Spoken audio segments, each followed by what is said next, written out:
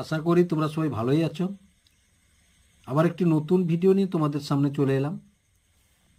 আজকের করব ক্লাস 9-এর জীবন ও প্রকৃতি বাণী সংসদ প্রণীত, তার যে তৃতীয় অধ্যায় আছে, মানে দ্বিতীয় পর্যায়ক্রমিক মূল্যায়নের যে চ্যাপ্টারটি তোমাদের হবে, জৈবনিক প্রক্রিয়া, তার অনুশীলনী প্রশ্ন উত্তরগুলি নিয়ে আলোচনা করব।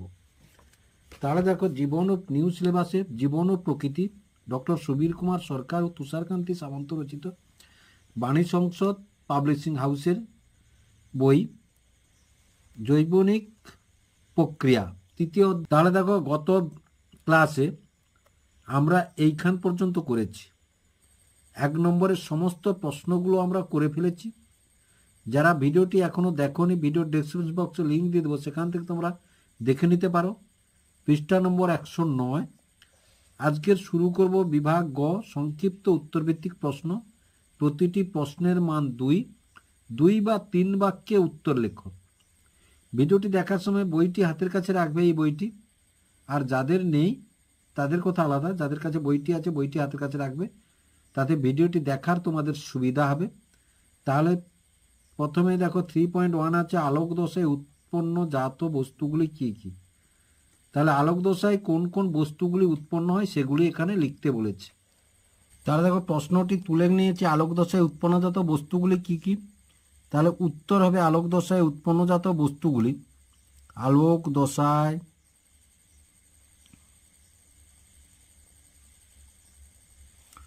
উৎপন্নজাত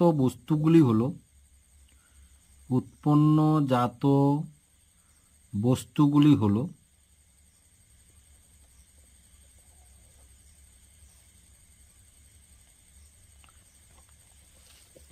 NADPH,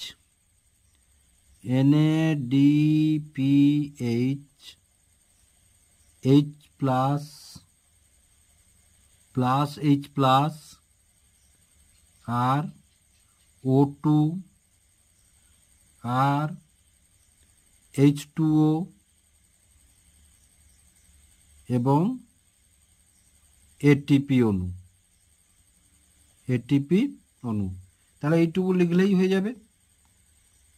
তারপরে দেখো 3.2 ফটোলাইসিস বলতে কি বোঝো। তাহলে দেখো, ফটোলাইসিস বলতে কি বোঝো, উত্তরটা যদি আমরা দেখি, তাহলে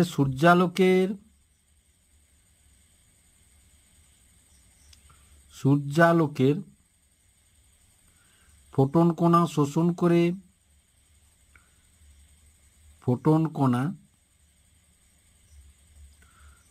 করে ক্লোরোফিল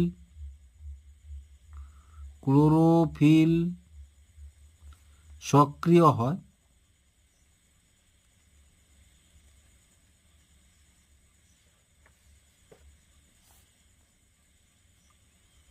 এই সক্রিয় ক্লোরোফিল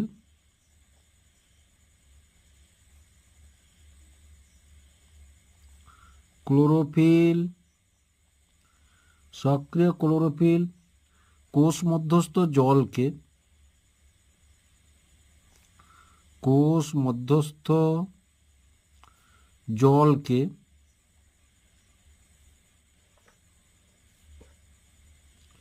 হাইড্রোজেন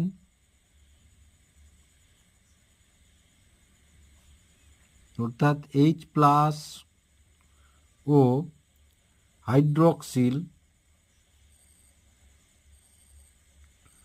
অর্থাৎ OH মাইনাস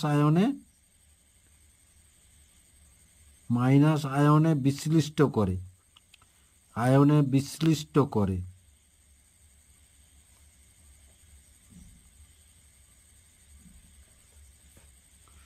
সূর্যালোকের উপস্থিতিতে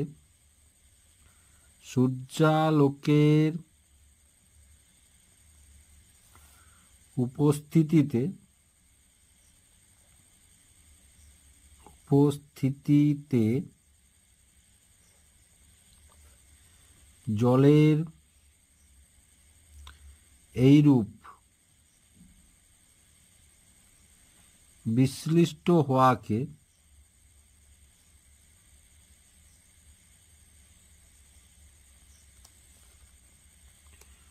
আলোক বিশ্লেষণ, আলোক বিশ্লেষণ বা ফটোলাইসিস বলে, ফটোলাইসিস বলে। বিজ্ঞানী রবিন হিল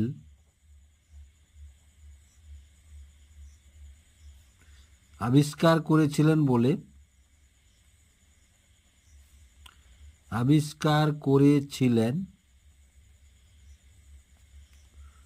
বলে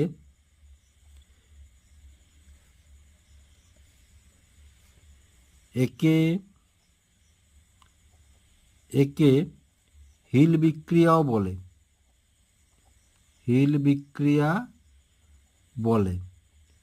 তাহলে দেখো, তাহলে এখানে রাসায়নিক সমীকরণ কি? 4H2O থেকে দেখো সূর্যালোক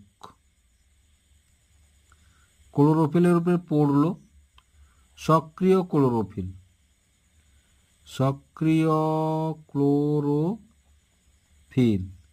সেখান থেকে তাহলে উৎপন্ন হলো 4H+ আর 4OH-। বোঝা গেল তাহলে? তারপরে 3.3-তে দেখো সালোকসংশ্লেষকে অঙ্গারাত্মীকরণ কেন বলা হয়। সবগুলোই খুব গুরুত্বপূর্ণ প্রশ্ন এখানে আছে, তোমরা লক্ষ্য করবে তোমাদের পরীক্ষায় অবশ্যই আসবে এই প্রশ্নগুলো। তাহলে দেখো প্রশ্নটি আমরা তুলে নিয়েছি, উত্তরটি যদি আমরা দেখি কি হবে উত্তরটি, না উত্তরটি দেবে সালোক সংশ্লেষে আলোক নিরপেক্ষ দশায় সালোক সংশ্লেষের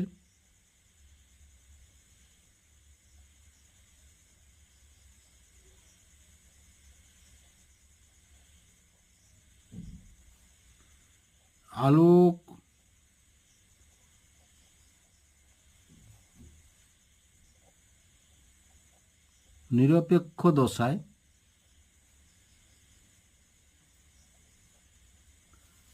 নিরপেক্ষ দশায় সৌরশক্তির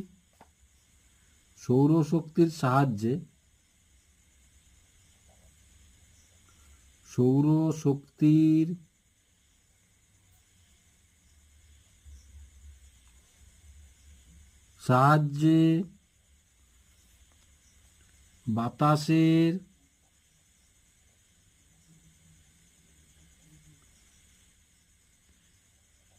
কার্বন ডাই অক্সাইড পত্ররন্ধ্রের মাধ্যমে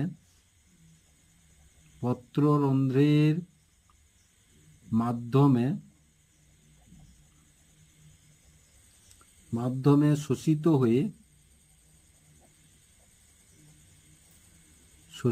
হয়ে পত্রকোষের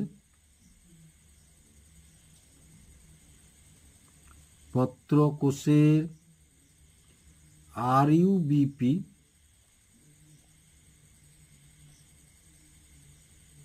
এর সঙ্গে মিলিত হয়ে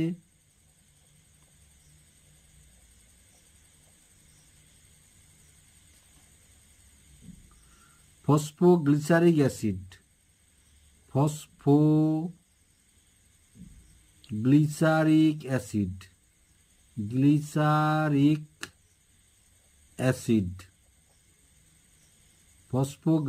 অ্যাসিড মানে PGA শর্টে বলা হয়, উৎপন্ন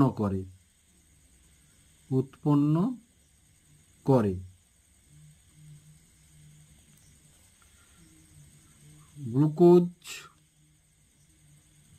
গ্লুকোজ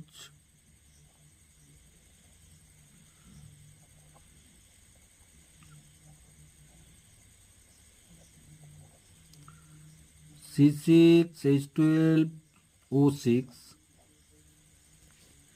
গ্লুকোজ তৈরির সময় CO2 এর কার্বন ডাইঅক্সাইডের কার্বন গ্লুকোজে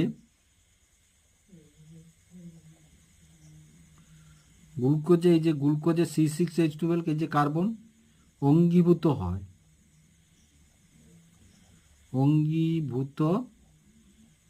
হয় বলে সালোক সংশ্লেষকে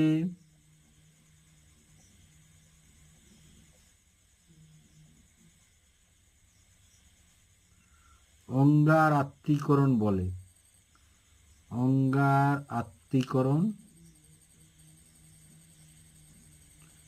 বলে। 2 নম্বরের প্রশ্ন, একটু লিখতে হবে তোমাদের, যেখানে লেখার জায়গা নেই সেখানে লেখার দরকার নেই। এবার দেখো 3.4 সৌরশক্তি আবদ্ধকরণ বলতে কি বোঝো? দেখো তারপর 3.4 কি আছে? সৌরশক্তি আবদ্ধকরণ বলতে কি বোঝো? আলোর উপস্থিতিতে, দেখো আলোর উপস্থিতিতে, উত্তর যদি আমরা দেখি, আলোর উপস্থিতিতে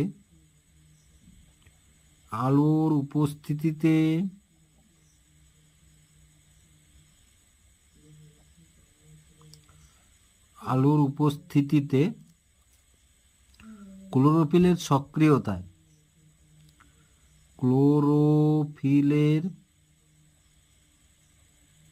সক্রিয়তায়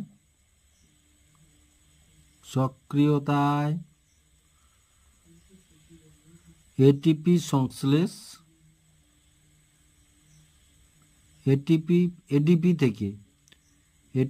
সংশ্লেষের পদ্ধতিকে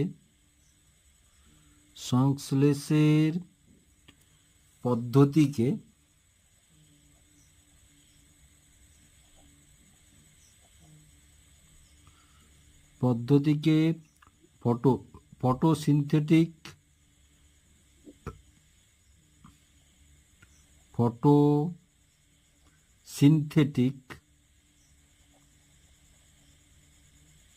ফসফোরাইলেশন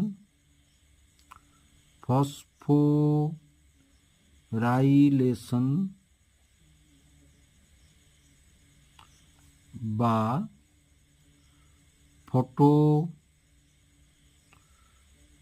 ফসফরিভবন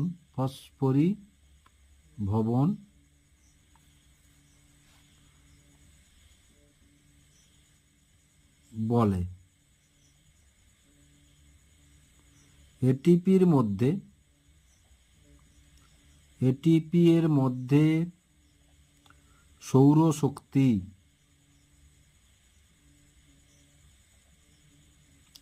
রাসায়নিক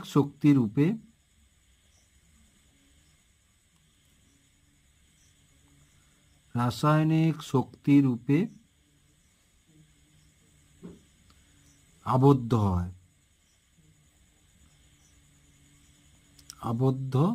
হয়। যেমন ধরো এডিপি,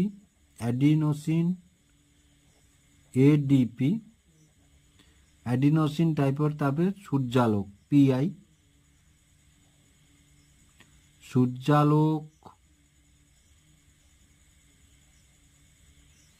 আর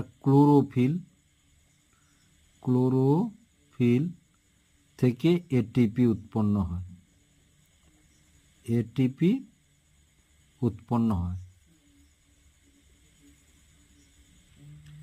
তারপরে দেখো 3.5 কি আছে? প্রোটোপ্লাজম গঠনকারী দুটি মৌলের নাম লেখো। এবার দেখো প্রোটোপ্লাজম গঠনকারী দুটি মৌলের নাম লেখো। উত্তর, প্রোটোপ্লাজম গঠনকারী, তাহলে প্রোটোপ্লাজম গঠনকারী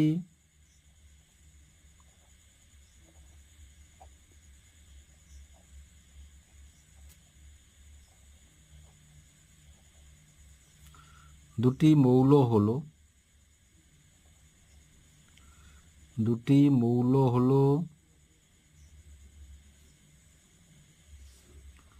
ধরো কার্বন আর হাইড্রোজেন। আরও আছে oxygen, nitrogen, sulphur, phosphorus, magnesium, iron, এগুলোও আছে। এবারে আছে দেখো 3.6 আছে বাষ্পমোচন উদ্ভিদের একটি প্রয়োজনীয় প্রক্রিয়া, দুটি কারণ লেখো। তাহলে দেখো, বাষ্পমোচন উদ্ভিদের একটি প্রয়োজনীয় প্রক্রিয়া, দুটি কারণ লিখো। অনেকগুলি কারণ আছে বাষ্পমোচন। তাহলে উত্তর যদি দেখি তাহলে 1 নম্বর ধরো দুটি কারণ, 1 নম্বরটা লিখি আমরা। 1 নম্বরে জল শোষণ। 1 নম্বরে কি না, জল শোষণ। বাষ্পমোচনের প্রভাবে জল শোষণ। তাহলে বাষ্পমোচনের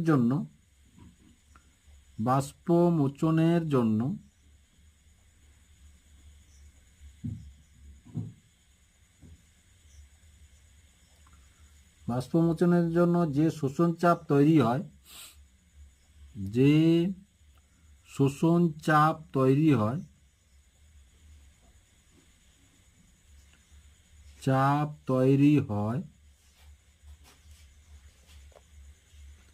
তার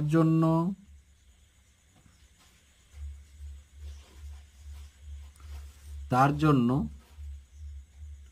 জলের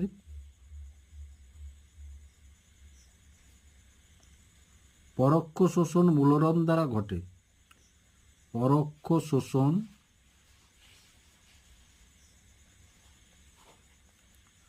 মূলরম দ্বারা ঘটে। মূলরম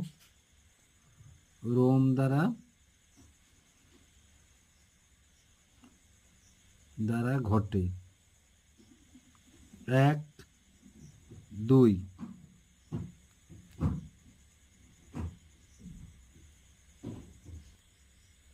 তাপমাত্রার সমতা।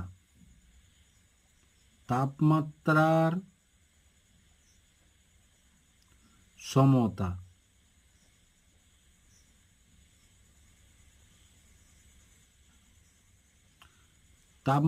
সমতা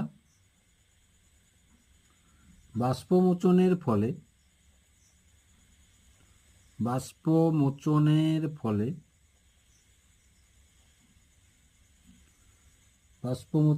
ফলে উদ্ভিদের লীন তাপ কিছুটা হ্রাস পায়। উদ্ভিদের লীন তাপ কিছুটা হ্রাস পায়।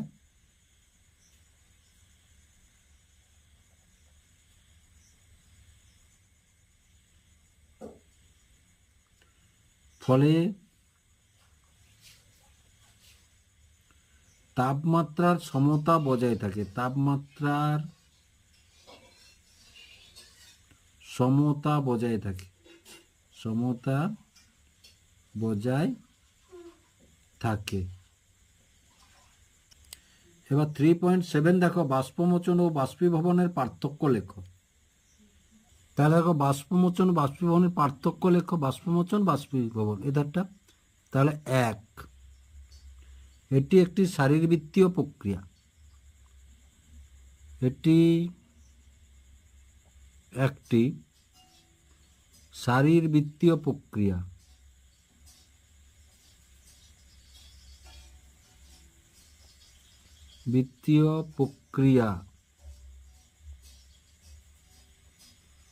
এধারে 1, এটি একটি ভৌত প্রক্রিয়া।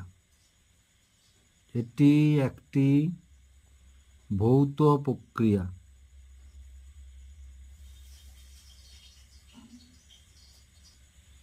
2, এই প্রক্রিয়া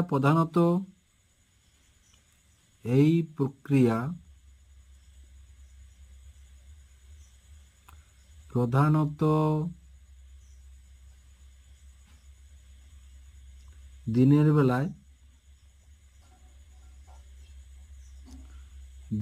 বেলায় সূর্যালোকের উপস্থিতিতে ঘটে। সূর্যালোকের উপস্থিতিতে ঘটে।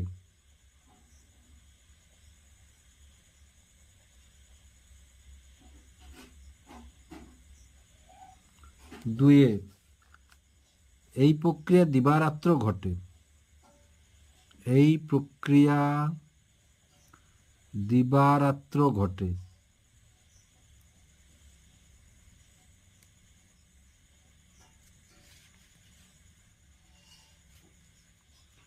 তবে তবে সূর্যালোকের উপস্থিতিতে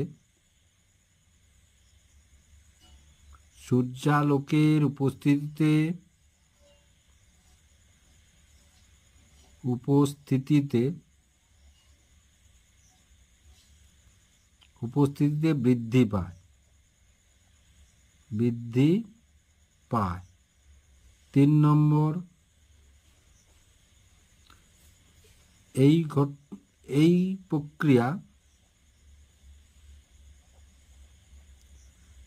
প্রক্রিয়া প্রোটোপ্লাজম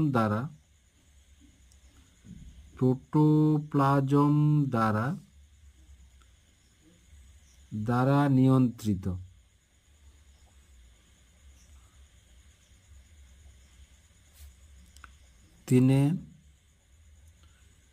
এই প্রক্রিয়ায় প্রোটোপ্লাজম দ্বারা নিয়ন্ত্রিত নয়।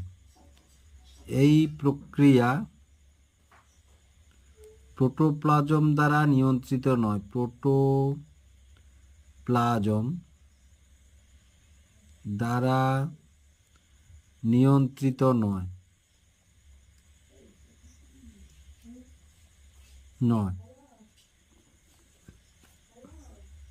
4, এই প্রক্রিয়ায় বিভিন্ন প্রকার চাপের অস্তিত্ব পরিলক্ষিত হয়। এই প্রক্রিয়ায় বিভিন্ন প্রকার চাপের অস্তিত্ব পরিলক্ষিত হয়।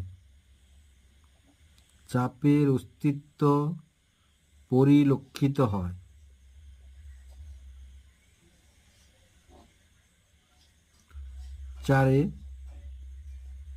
এই প্রক্রিয়ায় কোনো প্রকার চাপের অস্তিত্ব পরিলক্ষিত হয় না। এই প্রক্রিয়ায়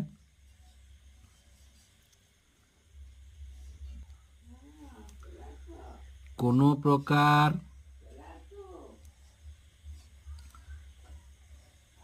চাপের অস্তিত্ব পরিলক্ষিত হয় না।